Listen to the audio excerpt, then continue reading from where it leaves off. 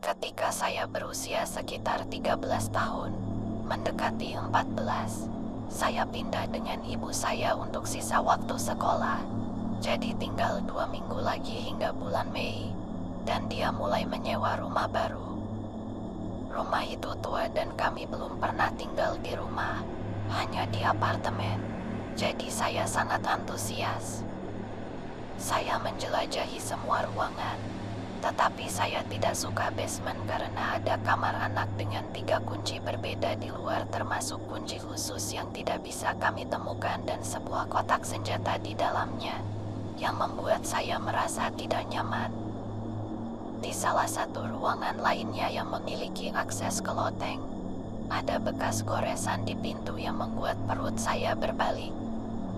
Saya tidak ingin membuat ibu saya khawatir, jadi saya hanya berpura-pura bahwa saya paranoid. Setelah beberapa bulan tinggal di sana, ibu saya mendapatkan pekerjaan di pusat panggilan yang membuatnya bekerja hingga pukul 8.30 malam, meninggalkan saya sendirian sampai saat itu. Saya mulai mendengar ketukan di loteng ketika saya berada di lantai atas, yang semakin keras jika saya tetap di sana. Jadi saya selalu berada di lantai bawah karena saya merasa paling aman di sana.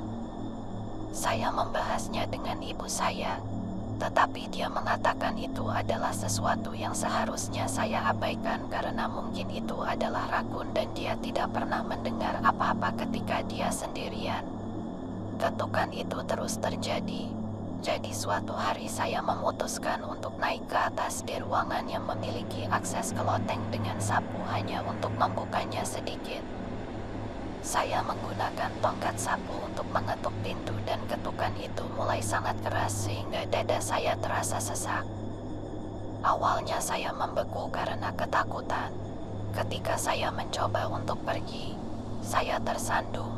Sekarang merangkak cepat menuju pintu, dan pintu itu menutup sendiri sebelum saya bisa melarikan diri. Perut saya terasa mual. Saya sangat takut sehingga hampir tidak bisa berfungsi. Saya merasa mual mencoba membukanya. Bagian terburuknya adalah kunci ada di sisi saya. Jadi tidak ada alasan pintu itu tidak bisa dibuka. Saya panik dan bernapas cepat sampai akhirnya pintu itu terbuka. Saya berlari menuruni tangga lebih cepat daripada yang pernah saya lakukan dan duduk di luar sampai mendekati waktu ibu saya pulang. Saya tidak pernah memberitahunya tentang apa yang terjadi malam itu. Tetapi saya mulai tidur di sofa dan tidak pernah masuk ke ruangan itu lagi. Saya membeli headphone peredam suara hanya untuk tidur karena jika tidak, saya tidak bisa tidur. Setiap suara membuat saya terjaga. Sebelum saya mendapatkan headphone saya sering bergetar dan menangis karena ketukan itu juga terjadi di malam hari. Tetapi hanya saya yang mendengarnya. Saya hanya ingin merasa aman.